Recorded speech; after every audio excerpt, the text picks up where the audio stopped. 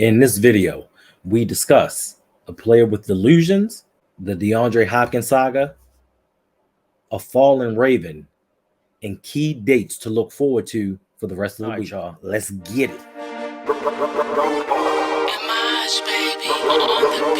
got it covered. Everything sports related. I'ma speak my mind. You can love it or hate it. We got it covered. Everything Lamar. Welcome to Roll Call. You know who we are. We got it covered. We got it covered.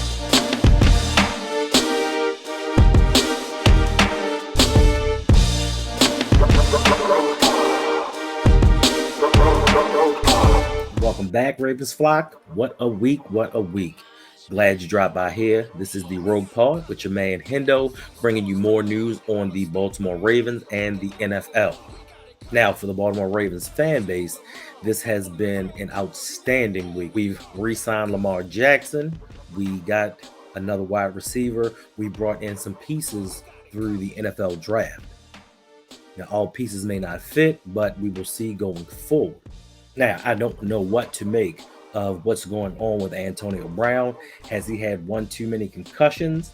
Has some talks been going on behind the scenes? But he has been posting himself in a Ravens uniform, saying that the Baltimore Ravens are going to sign him and he is going to play for the team this season. Now, if this is true, I don't think it would possibly be that bad of a move for the team to make, because I still think Antonio Brown has value. He can play. He was one of the greatest wide receivers of this generation. Now, would he be able to accept a role as a backup? Because I don't think with him being out for the past year and with everything that's been going on with him, he may still be that starting caliber wide receiver. But once again, as wide receiver 3, 4, possibly, he can still make an impact on a team.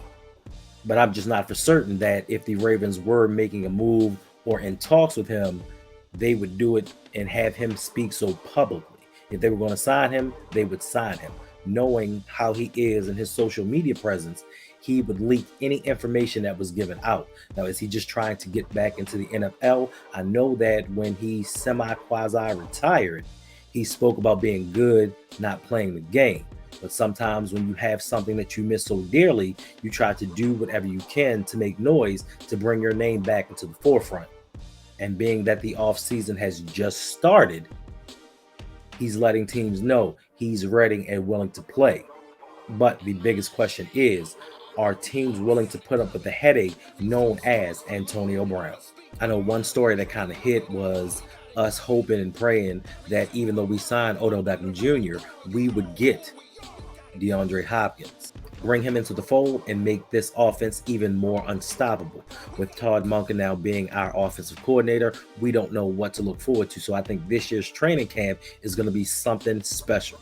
I know I'm going to be there. Are you going to stop by? Because I would love to see what the Ravens are going to deploy for the upcoming season, especially knowing these last 5 years we have been hampered in kind of lethargic on the offensive side, running a scheme that worked well for us in 2019, but ever since then has not lived up to expectations. So I really am excited and have high anticipation for what Lamar and this new Ravens offense will be. And speaking of DeAndre Hopkins, he put out this video here. Everybody tell me to stay. Who said I want to go? Now, I'm not for certain if someone told him he wasn't going to be traded or it was a destination that he probably did not want to go to, but things have done a 180 in the DeAndre Hopkins trade market. The Baltimore Ravens, once thought to be the front runners in landing D-Hop, now it just seems like we have to go on with what we have. Now, with me being a glass half full kind of person, I'm a little disappointed, but still, he's made great strides in his wide receiving room. We brought in OBJ. We've also picked up Nelson Aguilar, which is an underrated sign. And I know he's not the best, and he has not been the most consistent wide receiver in the NFL, but he is an upgrade from the room that we had last year. If you think about a year ago going into the season, we possibly had the worst wide receiving core in the NFL. Now, arguably, I can say we are probably in the top 15. I don't think that that's too much of a stretch. And being if Todd Monken can actually scheme up a passing concept that gets these wide receivers open, we can probably be much higher. And let us not forget to mention Zay Flowers. Now, I know people liken him to Hollywood Brown, but I think that he is an upgrade, so to speak, from Hollywood, even though I am a Hollywood fan. And I do think that he is a lot better than the flock has given him credit for. I just think that Flowers is a sturdier wide receiver and brings more to the table. And now, coupling that with an offensive philosophy that may highlight his skills, and with having a healthy Rashad Bateman in tow, makes him even more dangerous. You have OBJ, you have Bateman on the outside, you put Zay in the slot, and who are you going to cover? Who are you going to double? Because you still have Mark Andrews and possibly Isaiah likely running down the field. So I'm not that disappointed that we didn't get D-Hop. It hurts a little bit. It stings because you just think about the possibilities of what could have been, but we just have to deal in the reality of what is right now. Speaking of the DeAndre Hopkins trade, one of the pieces that was rumored to be in that deal was possibly Patrick Queen. As we all know, they did not pick up his fifth-year option yesterday, which leaves open for speculation that the team may be ready to move on with him, especially drafting Trenton Simpson. To some, Trenton Simpson's comp has been Patrick Queen. So if he can play at that level or higher, that makes Patrick Queen expendable and maybe used as a trade piece for something else. Maybe an offensive lineman, maybe a pass rusher, maybe even cornerback too. I know I was just watching YouTube and I saw this live stream where these two gentlemen were speaking about should the Eagles trade for Patrick Queen. Now, for me, I'm like, damn, y'all really going for the overkill. Like, the Philadelphia Eagles are not playing. And I guess once you reach the precipice and you get to that Super Bowl, but you don't win it, you go all in and try to do everything you can to take that next step. Now, the Eagles just drafted Jalen Carter and Nolan Smith from Georgia to fortify a line and a defense that just had 70 sacks the prior season, which was an NFL high. But if the Eagles were to actually trade for Patrick Queen, what would they give up? What would the Ravens require? Is it draft picks? Is it a player that they may covet on that team that can help us win right now? Now, with this being the first week in May, there are two key things that we have to look for. One is today being May the 2nd.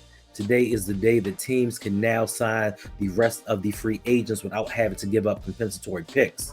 And that is big with the Ravens because, as you all know, we have led the league in compensatory picks since it has begun, and it is highly coveted by EDC. So with Lamar signed, the draft class done, the Ravens can go out, especially with the influx of money we have getting Lamar done that long-term deal.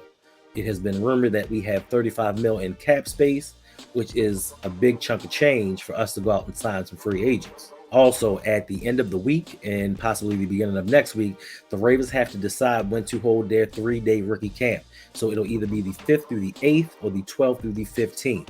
This way they can get an up-close look at what skill sets these rookies actually bring to the team and see if they fit what we do schematically and if they have to go out and sign some free agents while the rookies get up to speed.